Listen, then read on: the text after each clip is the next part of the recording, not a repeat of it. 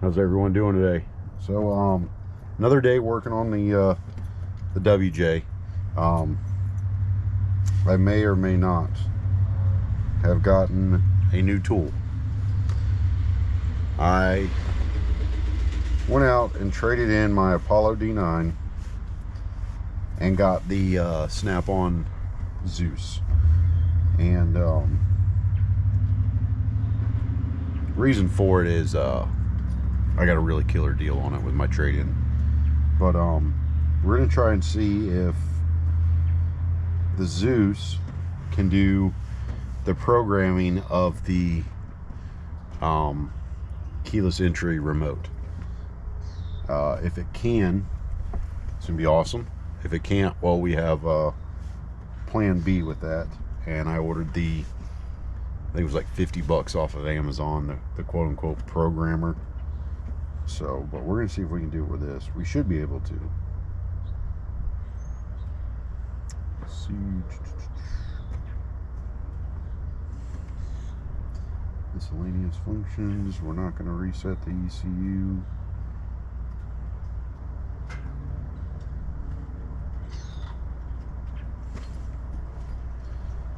Codes present. All right.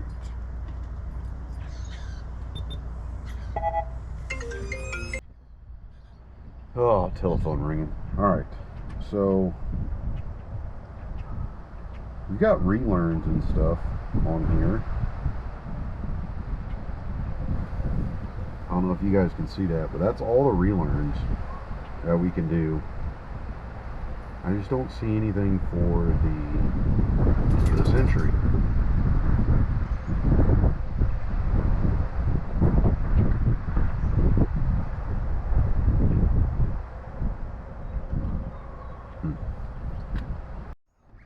Alright, so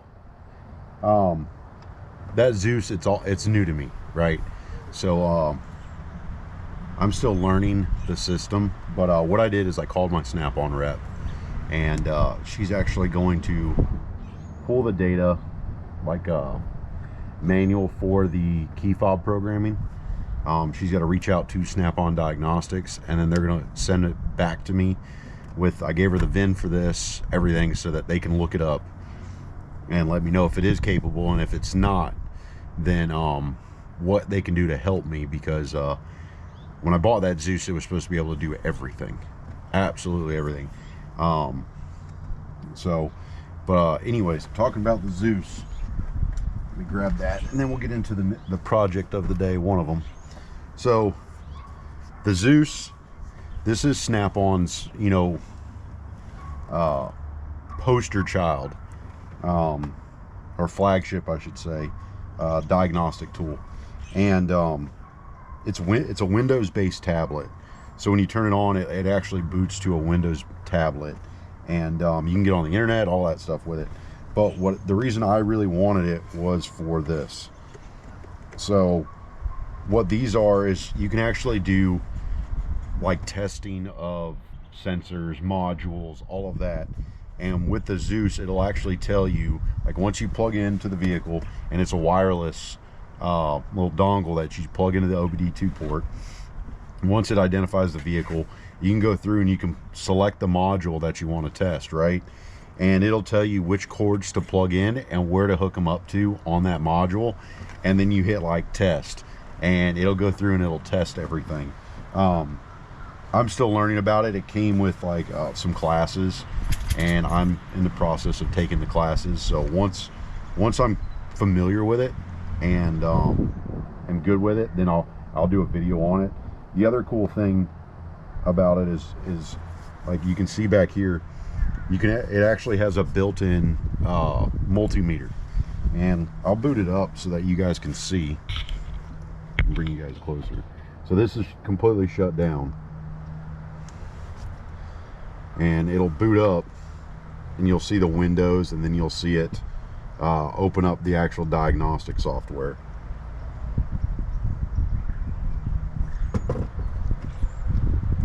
When it's in sleep mode, it boots up fast. It's like 10 seconds. You guys saw it with the Apollo D9, like that was pretty instant. to turn on, but again, it boots Windows. You put it in sleep mode, and then you can go from there. So this is the Windows based tablet, and it's going to automatically open up the diagnostic software, and then I'll show you guys the really cool thing about this. And the other neat thing with the deal that went on with these, so Snap-on came out with what's called the Zeus Plus, right? And the Zeus Plus, this is in a different area, and they upgraded the tablet itself, you know, like the processor, the RAM, the clarity on the screen, all of that.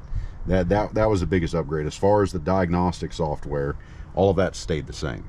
So there is no difference as far as software and, you know, the diagnostic ports, everything like that, compared to the Zeus and the Zeus Plus.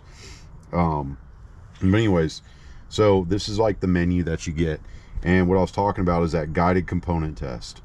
When you click on that and it's connected to the vehicle, it'll guide you through it, how to test components.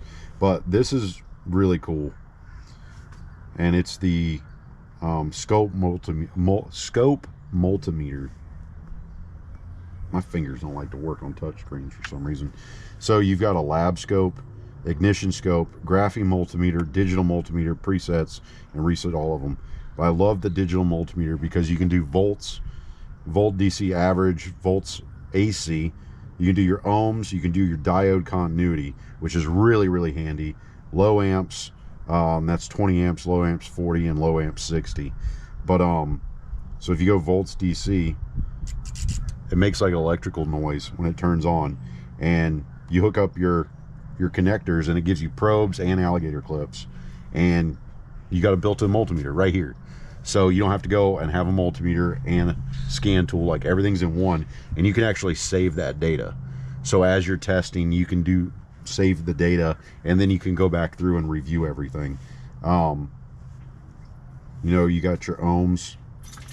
You have to calibrate everything before you start. Like, it's pretty accurate. I don't have anything plugged into it, but see, it'll tell you your ohms.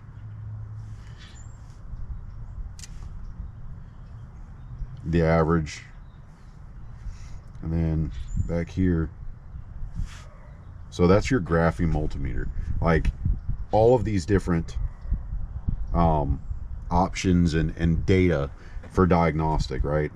So I hope you guys can see, but 4-channel graph meter, volts DC average, volts AC RMS, frequency, pulse width, injector pulse width, duty cycle, low amps 20, 40, and 60, MC dwell, that's 60, MC dwell 90, 100 psi vacuum, 100 psi pressure, 500 psi pressure, 5,000 psi pressure, and then ohms. So you can actually run like a pressure, and to do that, it comes, you have to buy it, but it screws in and it converts that actual vacuum to a digital signal, and it plugs in with an actual mechanical gauge. But that's pretty cool. And then the other thing that I really liked about it is when you're doing diagnostics, like, it's actually got a camera on here, so you can take photos. And yeah, that's why I did it. Got a killer deal on it. My Snap-on rep, she's an absolute saint. She puts up with my shit, so she's good in my book. The other thing with Snap-on, all the newer diagnostics, they come with it's like a help diagnostic. So when you actually scan something and it comes up with a code, you can view what the most common repairs of that code are. So it really helps fast track tracking. It'll tell you, you know, 90% of the people have done this and it's fixed the problem. You know, 5% have done this and it's fixed the problem. 2% have done this and it's fixed the problem. So it kind of points you in the correct direction to say, hey, you know, I've got a misfire. It's, you know, coils and spark plugs. But then some other people have come in and said, you know, it's been a wiring or a connector issue. So it gives you a starting point to say, hey, let me go ahead and test these coils. Let me go ahead and replace the spark plugs, because if you're pulling them, you might as well replace them. Go ahead and do that, If everything tests fine, you put new plugs and put the coils back on, and you're still getting that misfire. Okay, cool. Now let's test the connectors. Let's test the actual signal being sent to the coil. If that's good, hey, let's just go ahead and replace the coil for GP. If it's still there, okay, cool. We can go through and we can start doing injector pulse. So we can start checking injectors for the misfires. You could just kind of jump off the diving board and head first through this diagnostics rabbit hole, and this really helps you out with that. But yeah, it's pretty cool. Sorry, phone was ringing again. I was saying, once I get done with all the classes with Snap-on, and I'm pretty familiar with the tool itself, we'll do a pretty in-depth video about it and kind of go through there. But on to today's project. So we've actually got a couple projects today. So we're going to get the Midlands GMRS radio mounted in the WJ and get all of that. So that's going to be the radio. We're going to mount the antenna, the ghost antenna, all of that. We're also going to hook up the Auxbeam switch panel, and I'm going to figure out a really nice place to put that. And then we're actually going to switch gears and go over to the TJ and work on the TJ a little bit, because there's a little project I want to get done. It shouldn't take long, but next Thursday, so when you guys are watching probably this video, I will be on the Florida Adventure Trail, and I'm just trying to make sure that the rig that I'm taking everything's good, and I don't run into any issues while I'm out there. But we'll get that filmed as well. But let me get set up. I'm gonna get you guys put in the back seat so you can kind of overlook everything, and we'll get started installing this this radio. All right, hopefully you guys can see. Get this GMRS radio unboxed. I did finish the install of the radio. I did that off camera because I was running into some frustrating points. So I know when we hooked it up, we weren't getting sound out of the rear speakers. Well, long story short, the wires that came out of the pillar and went through the little rubber boot into the door, all of them were broken. So I had to do a lot of soldering to get that all fixed. So I didn't film any of it, but I will do a walkthrough and show you guys the frustration level. We're also going to try and 3D print some nice CB mounts. That's going to be here in a little bit too, of course. But those of y'all who haven't used these, this is the little Midlands, this is the brain, and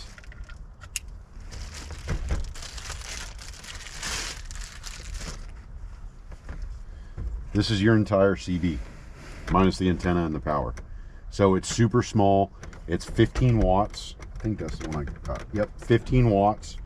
When you're getting the GMRS radios, so if you just use the standard channels that are on this, you don't need the GMRS license. But if you're going to plug in the programmer into it and you're going to program repeaters or anything like that, you will need the license to use that, because these will actually communicate on the CB channels. It's a GMRS frequency on the standard CB radio channels, so you don't need that license for this to use it that way. The minute you go in there and you change the frequencies on this radio, and it could be, you know, like 269.001, right? Could be, for example, like channel 8, and you go in there and you change it to 269.00 or 269.002, you need that license, because you can get in trouble if you don't have it. But I have a license, and the cool thing about the license too is if you get one your direct family can all use your call sign off of that, and they actually assign you a call sign as well. So just keep that in mind. You don't get to pick anything fancy like, you know, Why Lightning or anything like that. They actually give you a call sign. So, but yeah, so that just slides in. The big mounting point is this guy right here. And looking around, my initial thought was put it here, but then like having to run all the wires. So then what I'm thinking is down here on the side, like you got the e-brake right here, right down on the side here, I think would be a pretty decent spot, or even a little bit farther up. And then doing the actual CB mount, you know, like right here, and that'll allow me to run the wires through the console and out the front, because we're going to do the antenna is actually going to come either up here on the roof rack, or I'm going to do the stealth mount on the hood itself. And we'll just kind of figure out which one works the best. But I think I need to get just maybe some little self tappers and freaking send that puppy home. And then it'll be mounted, and then we just got to deal with wiring. But we're gonna wire this into the Auxbeam multi-switch panel, so that way you can click a button and it sends power to the Midlands, and then you can turn it on. And I found that doing that, it's simplicity for wiring, but then it also helps alleviate those drains when a vehicle's sitting for too long. But yeah, let me grab some self tappers and the drill, and we'll send this puppy home, and then we'll get working on the Auxbeam, and then we can wire everything up, and then we'll do a test. What we'll do is I'll pull out my handheld GMRS, and we'll see if we can communicate with it. Right, so you guys can see. So all I did is I drilled 4 holes in it, kind of rounded them out, used some aluminum rivets to be able to mount it. Give me plenty in there. The little plastic here, it's not super, you know, weight bearing, but it should work. Out of the way.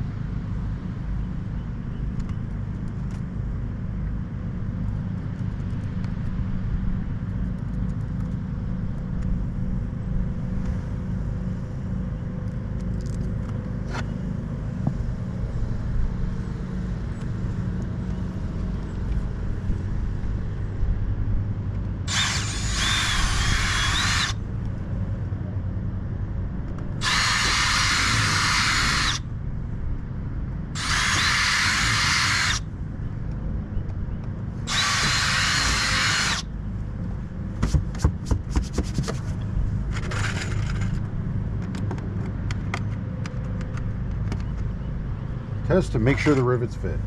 I've done that before, gotten everything all tied together, and the rivet went through the piece, but we can go through the mounting point.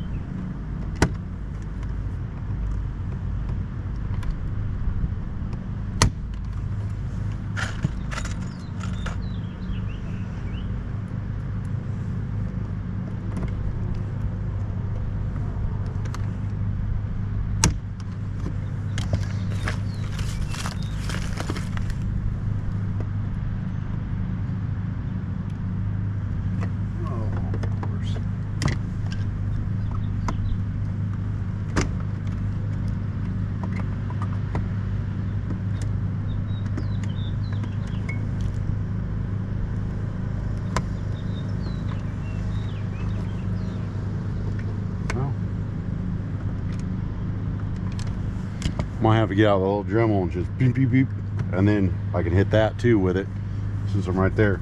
Let me go grab that and we'll get those cut off. Well, we've got option A, and then option B is right there, so hopefully option A works. Yep. Make sure you have safety squints on.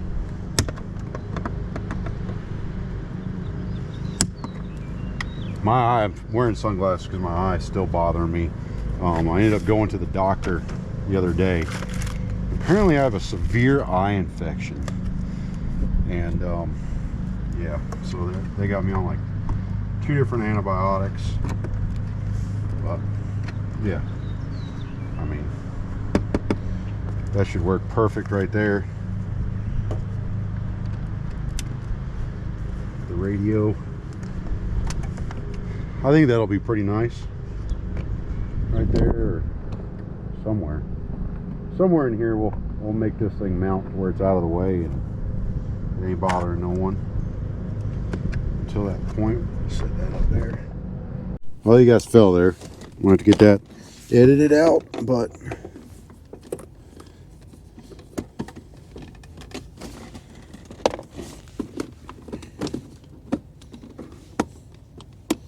I think you pull this guy out.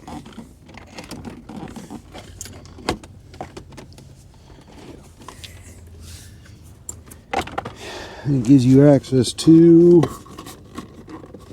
clips, maybe? Oh.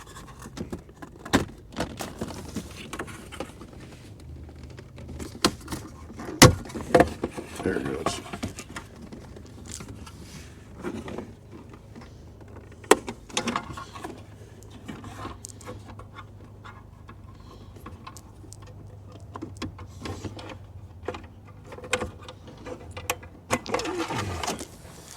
Well, that's why it was hanging out, because that whole little section right there is broken off. The plastic is. May try and see if we can find one of these at the junkyard. Just one that's all intact, you know. That way it clips in, because it is going to have that switch panel there. I don't see anywhere else, just for ease of installation, where to put that at. But we put you guys in the back. We're going to work out of the back of the Jeep today and figure out how we're going to mount that up to here. All right, so okay, let's see what we got going on here. So that's going to go under there. This guy is going to mount here. Get the screws out.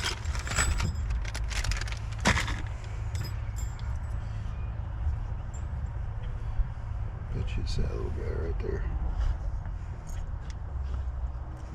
Freaking gorilla fingers and stuff doesn't like to work. Oh, that ain't it. Who's that guy? Hey, would you look at that?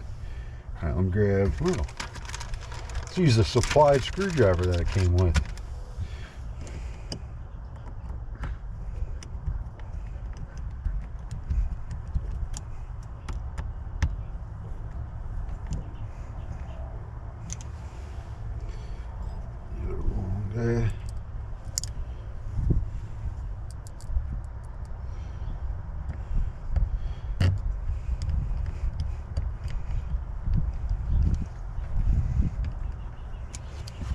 Alright, so that's the panel.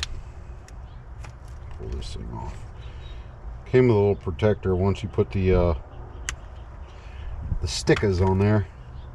Help protect them. But you got like the on, off. Turns everything on. They're a little bit backlit. That's pretty cool. But and you got this.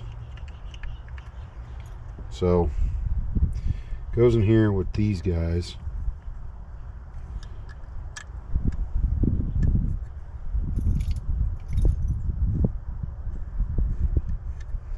What I'm thinking is I may try to rivet it.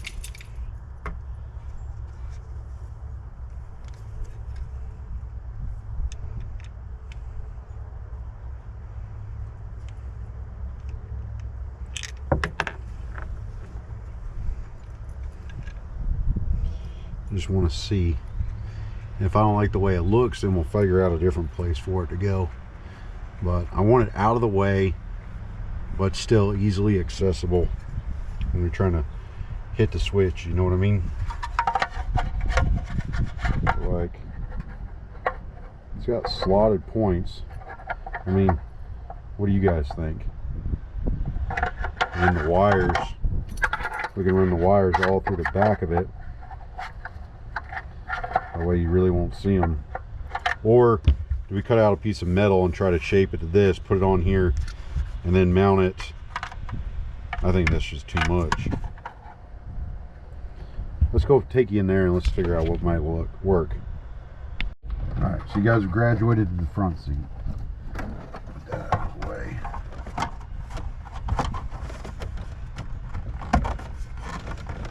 Pop that back in.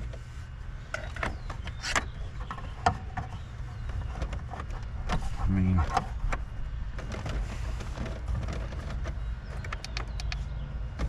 I don't like that. I don't like that at all. Alright, so that plan's gone. What do we have here? We may be able to just do that.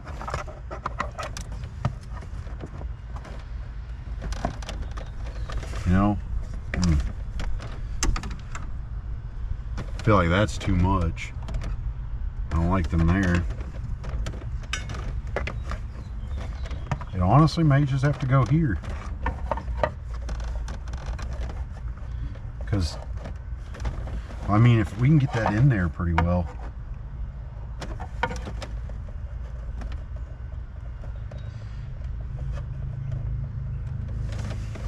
I mean, on, and then you can click your buttons with it fastened on there. That might actually work. I think that'll be pretty cool. Yeah, let's do that. All right, so we're gonna bring it in flush and figure out how we're gonna mount that.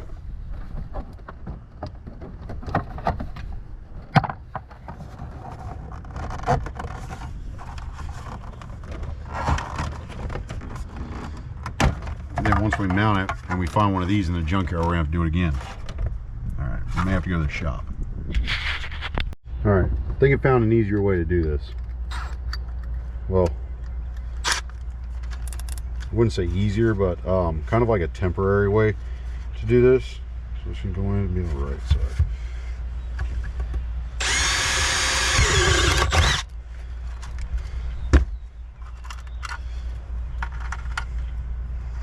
Plenty big hole there.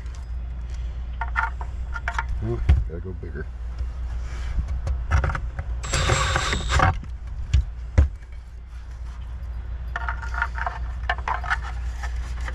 Alright, so the Auxbeam switch, I feel like it's made for WJ. Just look at that.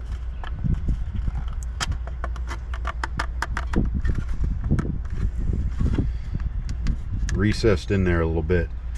I kind of like that. Wire run out, and we just got to run that the remote wire into the Jeep and figure out where it's going to plug in at. That's this guy right here. So this big long son of a gun's got to go out of the firewall and into that panel itself, and then that should be the only wire we have to run inside the Jeep, and the switches will be good to go. But let's go see what it looks like. Got you guys balanced up there.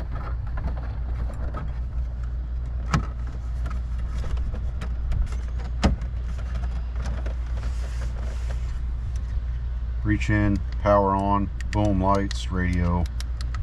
I like that. I think that's a clean install, and somebody looking in from the outside wouldn't be able to pick that up real quick. That's the other thing I like. My Jeep is just, you can tell that there's shit all in it. So I think this will work perfect. All right, cool. Pull those back out. and it's gonna wait until we run that big wire. But battery's about to die. Let me go replace the battery and I'll bring you guys back. Alright, so I got you guys set up. So this is the connector. It controls all of the switches. Nice little waterproof, almost bulkhead fitting. It's a bulkhead, I guess. Screw-on fitting with some gaskets in there. That's nice and tight. Now the question is, like, there's a grommet for like the heater core, right, where that comes into the back. I know on this side there's actually a pretty nice area for the wire to go through. I don't know if you guys can see it right here. This is where I pulled all that other crap out for that tow behind stuff. We may recycle that. I just want to make sure that if we do, this wire's got to come up and it's got to run up here and then down and through there, so where it's out of the way and doesn't fall on anything, get hot. And it looks like there's a brake line that runs right there that we could actually use to hook into that. I mean, that should be plenty long. If we go up here and down and kind of up, we grab a couple zip ties.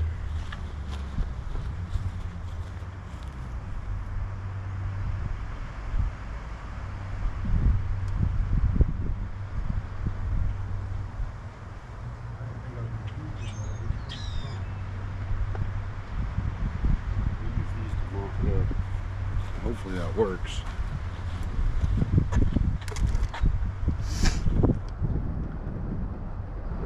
I had a buddy come over. He and his wife just got some Jeeps. He and I met a couple years back, I think like 5 years ago. He had an XJ, and that was back when I had Bertha, my WJ. And part of the Jeep clubs around here, we were the only ones really in something like that. But he ended up selling it and got a family car, and now he and his wife, they both got Jeeps. He got a Gladiator, and she's got a JKU. So they were over. I was trying to reprogram their tire pressures sensors. I needed the code though for the tire pressure sensors to program them. So they're going to go get that for me, and then I'll program them for them. She ended up picking up a really nice set of 33s off of Facebook Marketplace, like brand new, for dirt cheap. So, freaking gorilla fingers. Here we go.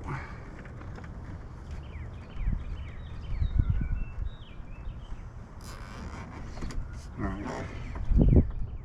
Hopefully that's enough to get through the firewall, and yeah, that should be plenty. The fun part is trying to get this damn thing through the firewall.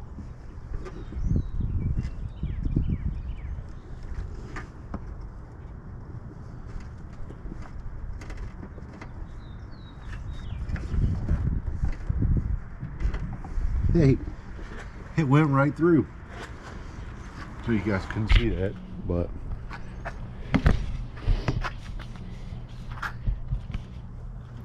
it'll get right on through there.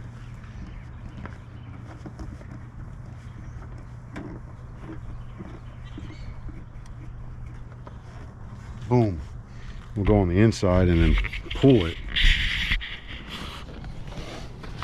So I'm gonna be up in here trying to contort myself to reach it.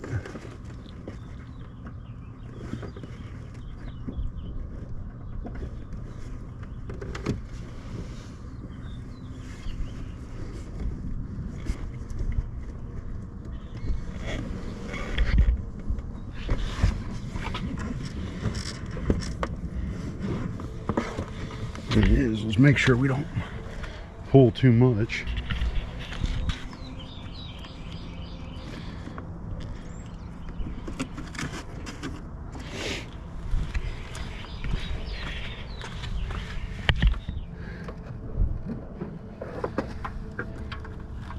Oh yeah, that should be plenty. But you've got to get everything kind of routed out of the way.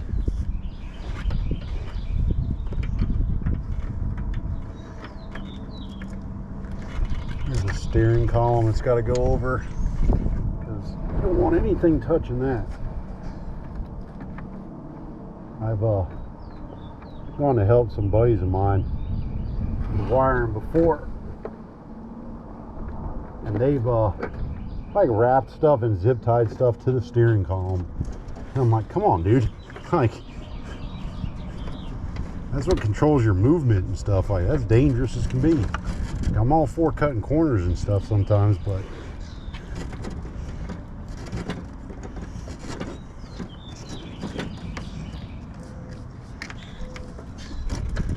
boom, there's that. I don't know what that is, but get my glasses back on. I know it can, you can slide it right underneath that. Make sure it gets wrapped around the gas pedal, because why not? And then boom, it's right out there where we need it, right there. So now it's just there's really literally one zip tie here, and then we can clean that up later underneath the hood. But just to recap how I ran it, so it's here. We will zip tie that up all the way across so you can't really see it. And I want this, you know, people may come at me, but I want this up because I want to be able to access it. I've learned that the hard way. Make sure you don't tuck stuff away to where you can't get to it. But that should be good there. And then zip tied over there, and then we've got plenty of room in there for activities. It is what, almost 1 o'clock in the afternoon. Got to have our mineral latte time. It is Saturday.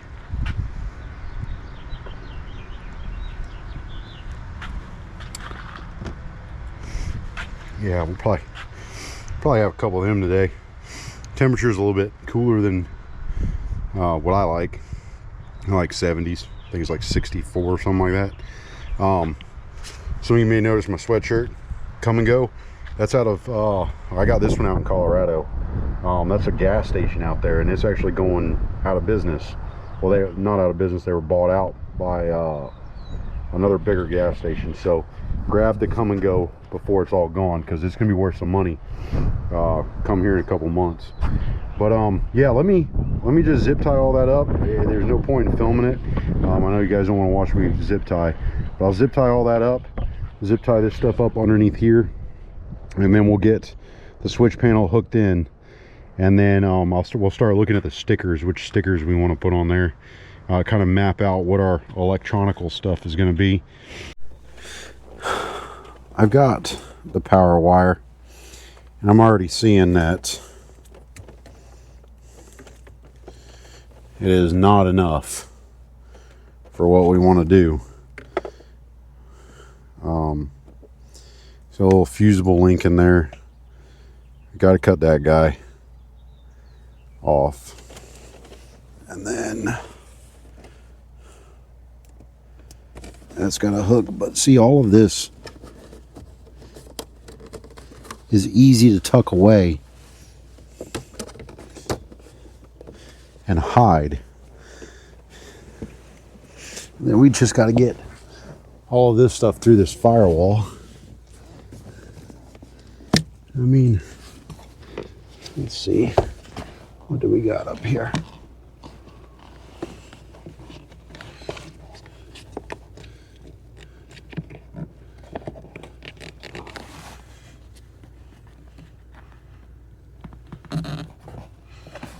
Oh man,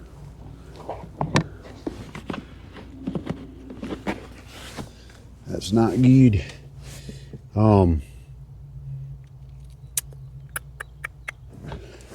Well, the only other option that we have, and could be a pretty good option, I reckon, is wiring this into the 12 volt, or finding I don't know, let's see, for shits and giggles, let's just see what we got. Satisfying.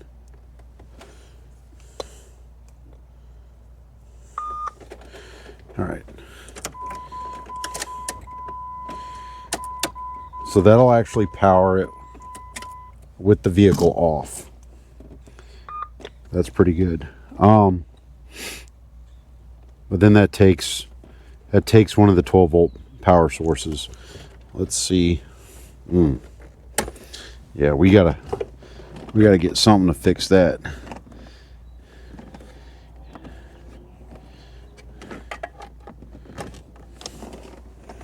Let's see, where'd that remote go? All right, so we don't get power there.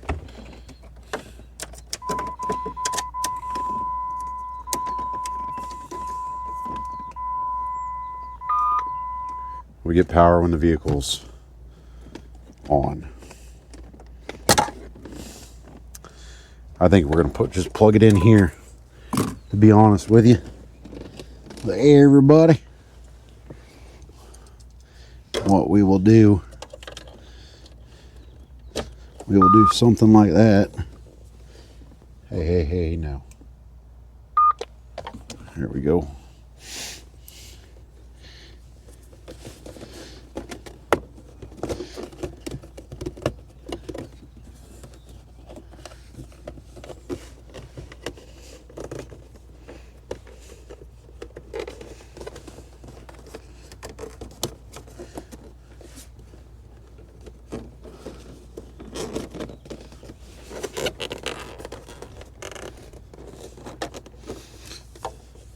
Hide everything there. That should work. That'll work for right now until I think of something else.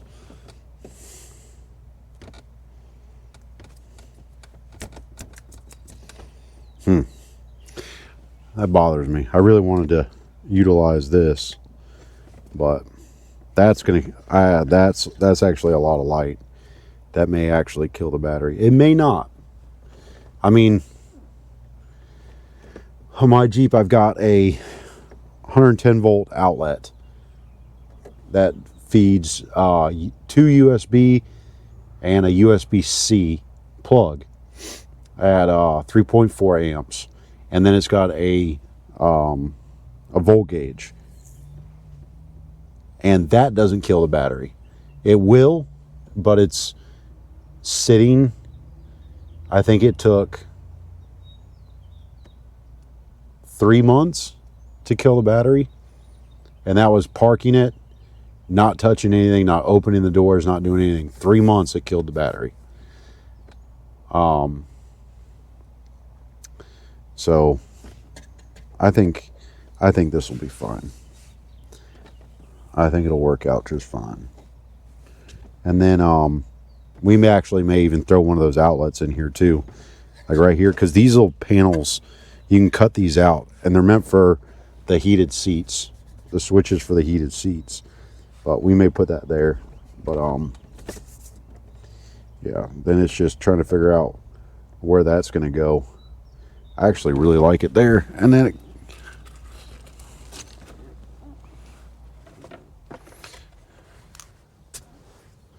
that's the dealio.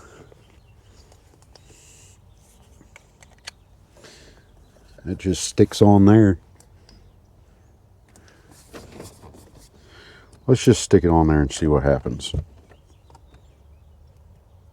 It's probably going to do exactly what mine did and fall.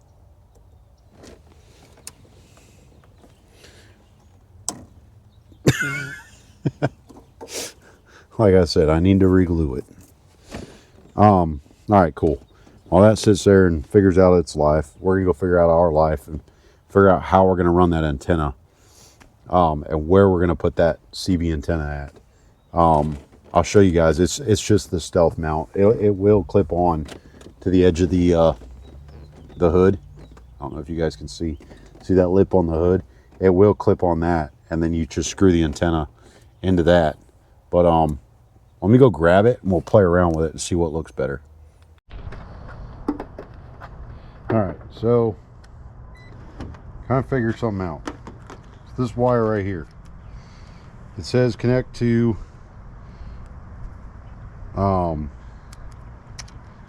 like AC power or ACC whenever the ignition's turned on, right? I said, well, I'm gonna bypass it, and wrong move, because then it just gives you a blue glow on the switches all the time. So what we're gonna do is I want to check transmission control module, injectors is blank, but rear power outlet 12 volts. Damn hawk. Alright, ABS main relay 12 volts. Alright, the next one is AC clutch. We don't want that one. PCM, that's got power. O2 sensor, doesn't have any power. The horn, it's got a 12 volt source. Those two don't do anything. Fuel pump, 12 volts. And we got injectors. The ignition is off, so that's the problem here. Is I'm trying to find one where with the ignition off there's no power to it, and with the ignition on you get power. So there's no power on the O2 sensor. I don't know if I want to do that one or not. My gut's telling me not to do that. But, so ignition is on. Right, so now with ignition on, I bet you there's 12 volts here. Nope. Millivolts. So that's got 12 volts. That is the PCM battery. AC clutch we can't use. That one's blank. This is the ABS main relay. And then rear power outlet. So if I remember correctly, the rear power outlet shouldn't get power. The vehicle is not on. I'm trying to remember my WJ. So yeah, there's 12 volts here. So the only other thing I can do,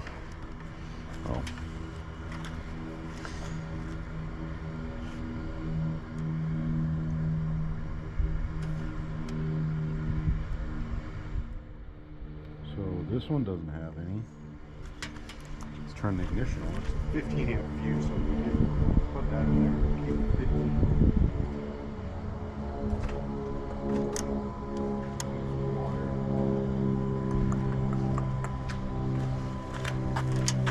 Which one did I say was this guy right here?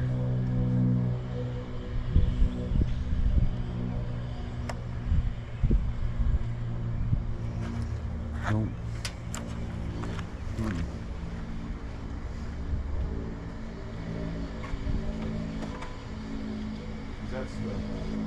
I guess it is important that this thing does get wired in.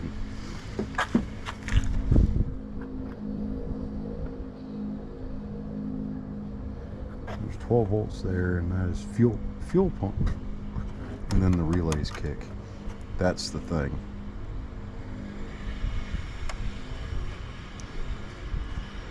So AC clutch.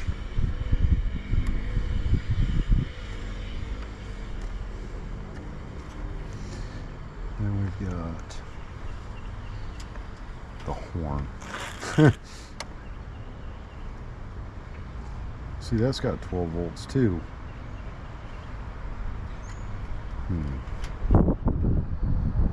I wonder.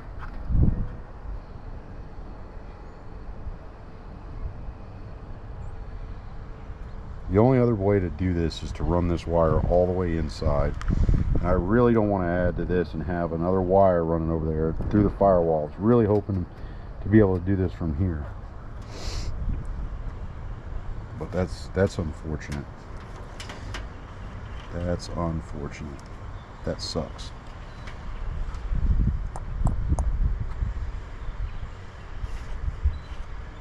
Fuel pump. Yeah, because it's just, I don't know why I keep testing. I know what it is it's the power coming in, and then it's going to hit the relays, and the relays are going to send the power the rest of the way. This is like upstream, if that makes sense. And everything's going out to downstream. The only way that I can do this is to run this inside, underneath into that other fuse panel. Something I really don't want to do, but I really want it. Whenever you turn it on, I want those switches to light up. And damn, well, I reckon we go find some wire, and what we're gonna do is we're gonna probably do this in reverse. We're gonna find that fuse in there, one that only comes on with the key on. We'll get everything wired in there, and then we'll get it identified. Then we'll figure out how long we need it, and we'll hide it again underneath here and back through that firewall. Luckily it's just right there that we have to branch into. It's not far. I really thought this was going to be a lot easier than that, but apparently not, unless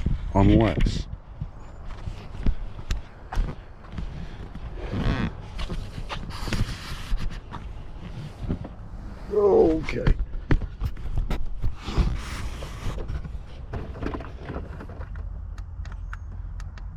Nope.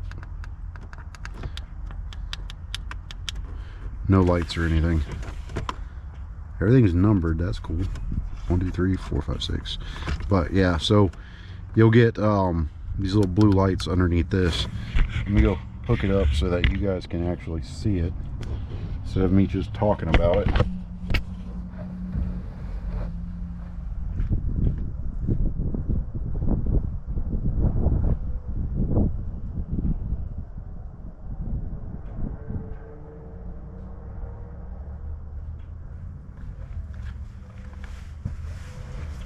Yeah.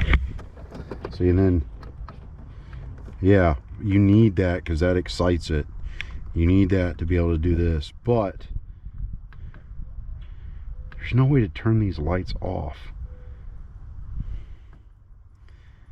Because now what it's telling me is with this, all off, all on,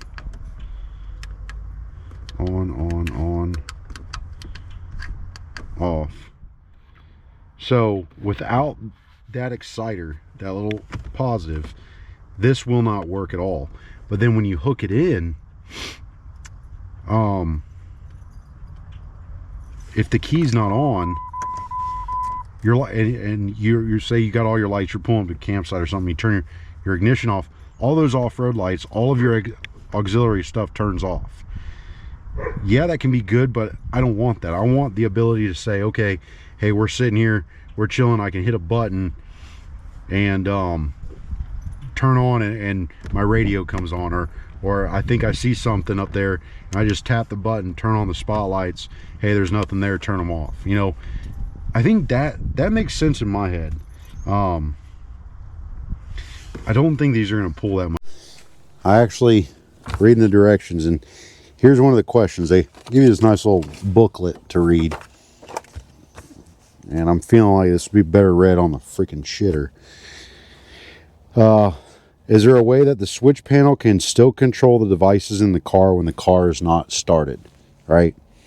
To power the switch panel when the vehicle is not running, you could connect the red ACC wire, that wire that we were talking about, directly to the battery, but this is not recommended because the switch panel and accessories connected to it may drain the vehicle battery. I don't agree with that. I don't agree with that. I agree with the statement that the lights may drain the panel, but in my head, I thought the on-off switch was, okay, power the panel, right? And the lights come on when the panel's powered, but it may be because it's a digital panel. It's not like an actual rocker switch, like a mechanical panel. But you know what that means? We're going to send that wire, and there's the diagram. It's this little guy right here. We're just going to connect that bad Larry up to the battery, and we're going to hope everything works out. But if not, we carry a NOCO with us, little jumper pack, and I've got. Speaking of which, I actually got to order one for this Jeep. That way, there's one in here, and we're actually going to probably take this spare tire out that's underneath here, like I did on my other one, and use that as like the recovery gear and all the extras and stuff like that. I drilled a couple drain holes in it just in case water got in there, and that seemed to be pretty good. But this is going to be a place for this to mount. Then the ghost antenna will sit right there, and the reason why I think this will be good is there's not a lot of stuff for it to get pinched on, and I don't know, I like the hood mount. This, what is it, a 3 decibel antenna? The benefit of that is the way it broadcasts.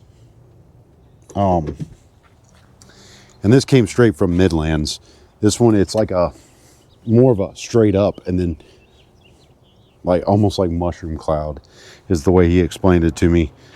But it's designed for, you know, in the woods, get up above anything that is in the way. And then the bigger antennas, they kind of do a more horizontal broadcast. But anyways, I think that'll work fine right there. I think that'll look cool. Even though we're not going for looks, we're just going for functionality.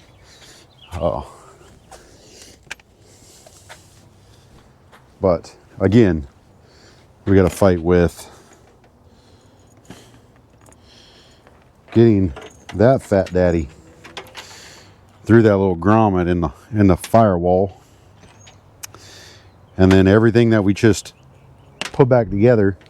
So all of the switch panel, all that's got to pop back out, because we need to feed this in and have it come out underneath the that little panel, and then curve and come up and plug into the bottom of the radio. But this should give us plenty of room to do that. And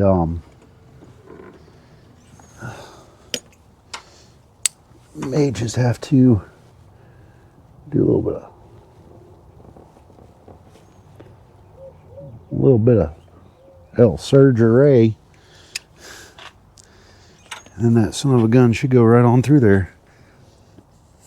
Chessie's in the backyard crying.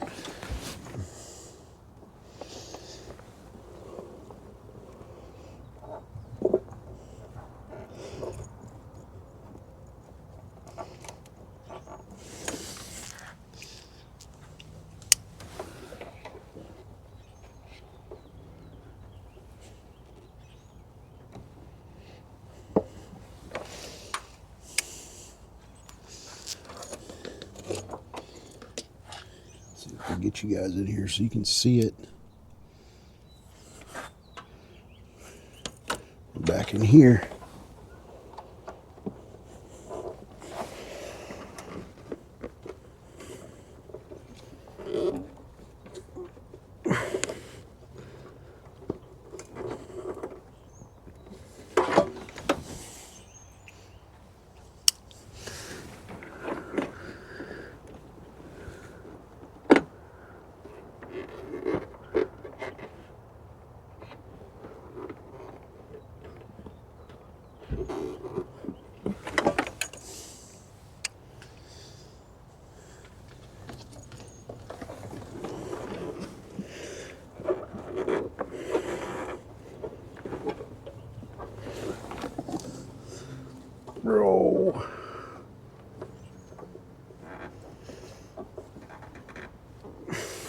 I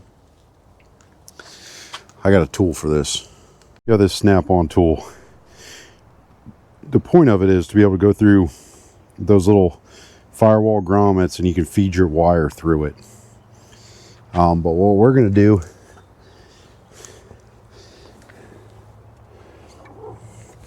we're going to use it to try to open up that guy a little bit. So I think it worked.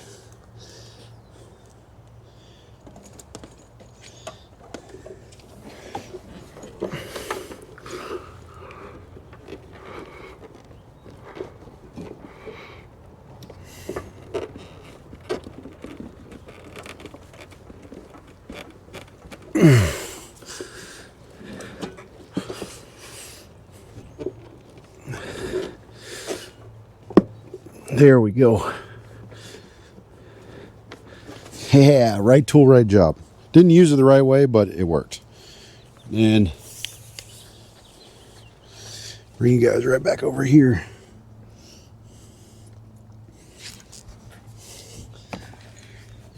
And there she is. Right there.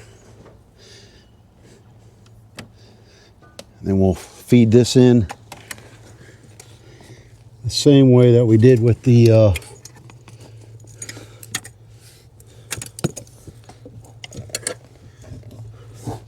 little Auxbeam deal.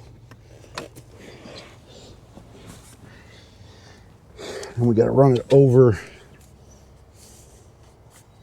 And the plan is to have it come out down here.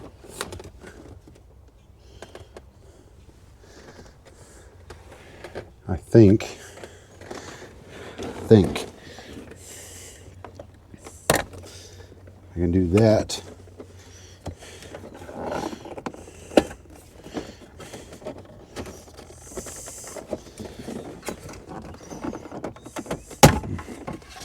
Nope.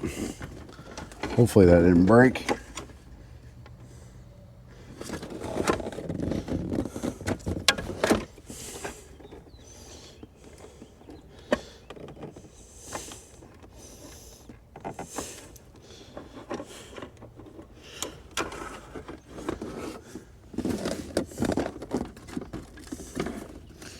Let's see here.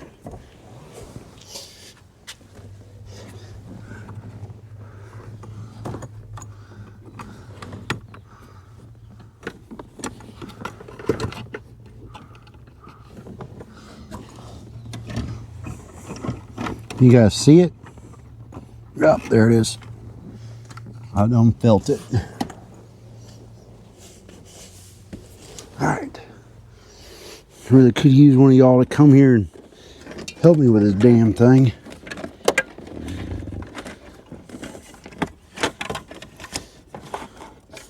What we will do is we will put some stress on some other wires. We feed this out, down, and around. You plug it in. I don't know if you guys can see.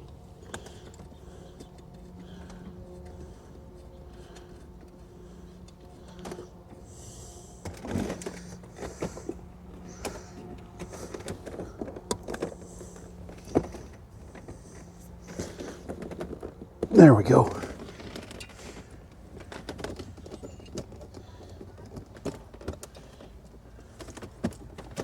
That should still be able to plug in there. All right.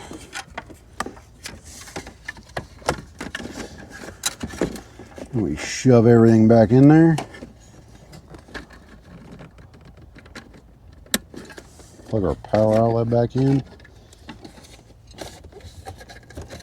And Bob's your uncle. All right. So then this bad boy.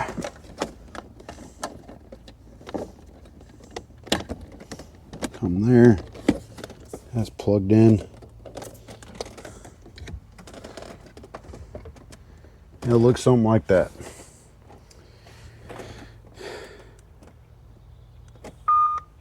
Cool. just word of advice too, if you're doing an install or anything like this with a GMRS radio, until you have your antenna hooked in and your antenna installed, do not hit the mic button. Don't do that. It's not good for the piece of equipment. But that's done.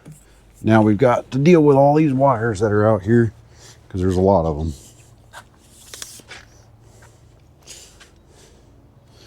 All of this. Luckily, we can just kind of put everything right in there. It'll be out of the way.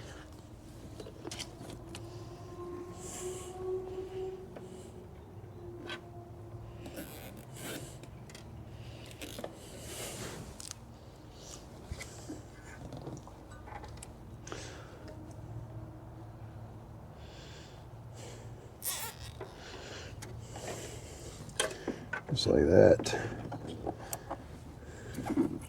See that guy there?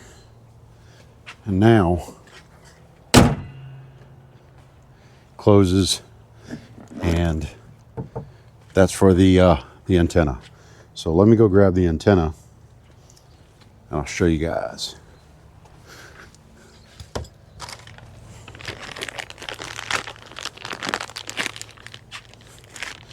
So the antenna we're using is the Midlands 3 decibel gain antenna. That's the antenna itself. I freaking love these. I absolutely do. Midlands, if you are out there, hook your boy up.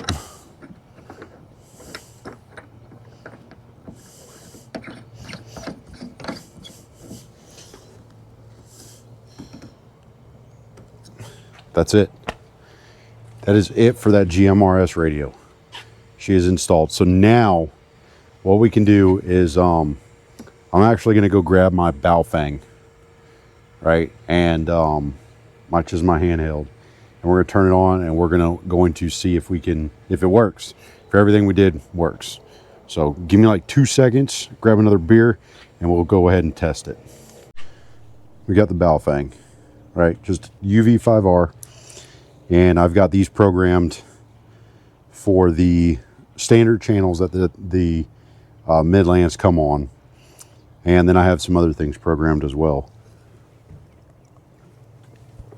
But the way we're going to test this is I'm going to stand outside the vehicle, 6 or 7 feet away. And I'm going to key the mic and do a radio check and see if I can hear it through the radio. So let me get that turned on.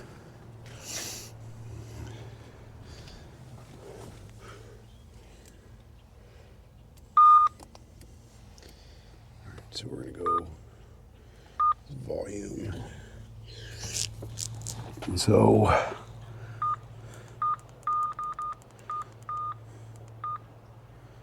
we're going to go to channel 17.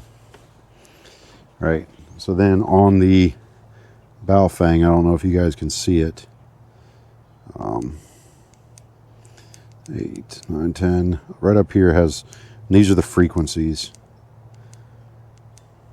17. All right, and then the arrow, because you can hit A and B.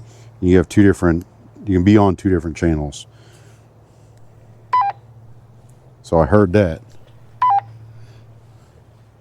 Whiskey Romeo, Zulu Whiskey 378 radio check. It works. Picked it up. Cool. So while we're on the subject of Baofengs, so I know I was going to do a video on why all the vehicles get a Baofeng as well, and I do the little flex antenna. Undo the little Velcro, open it up. So what I do with these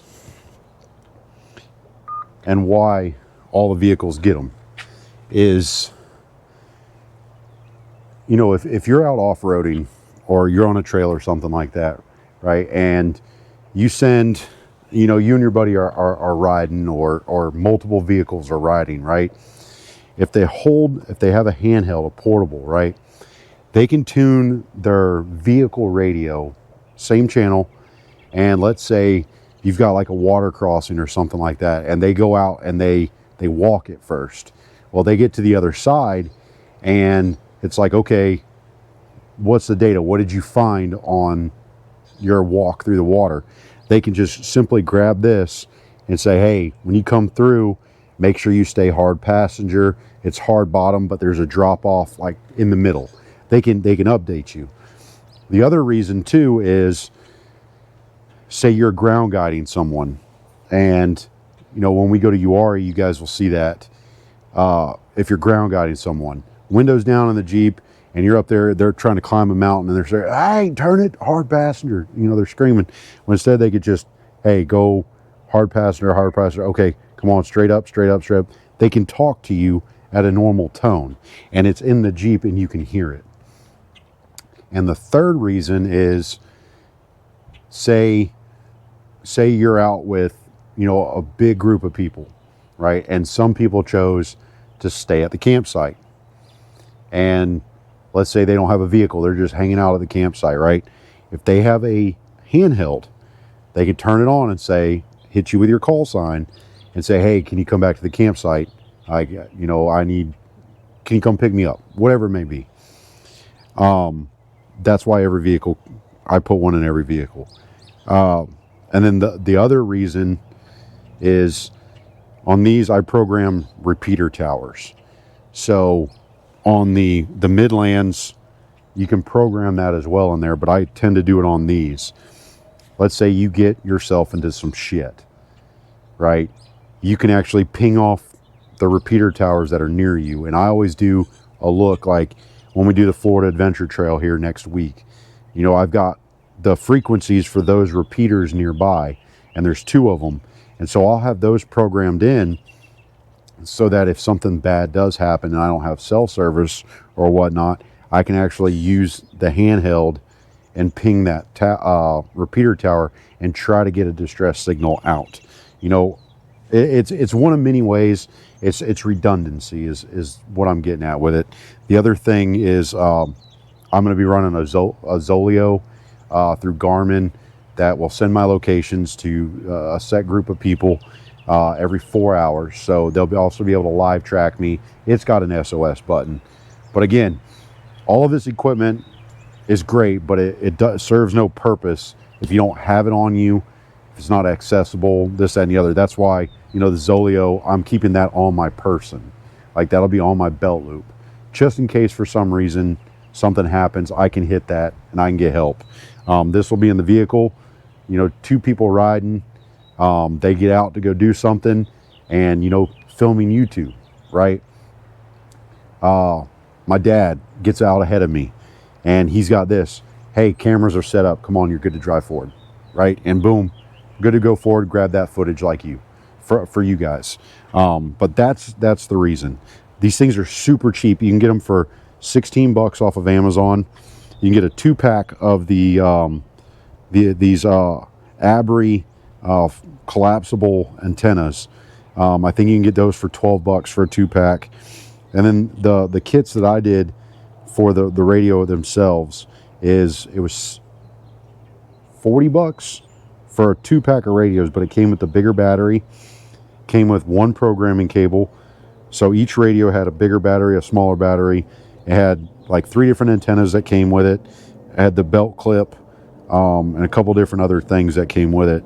And that was the best buy. I've purchased 2 of those 2-packs. I actually programmed one of these radios for a buddy of mine that lives across town, and randomly I'll text him, hey, turn on your radio, turn it on to this frequency, and then we can actually talk to each other. And he's about 15 miles away, and with this little radio we can talk. So it's pretty cool. They're handy. If you guys don't know, these are not digital. These are analog radios. So sometimes you'll be on a frequency and you'll hear a ton of static come through. That is because somebody is broadcasting on that frequency with a digital radio. I've got to do more reading on it before I buy one, but I will buy a digital one to have as well. But again, that's why that we did that. They work. The Midlands works. So yeah, let me get cleaned up, and then we'll start on the next project. All right. Thanks.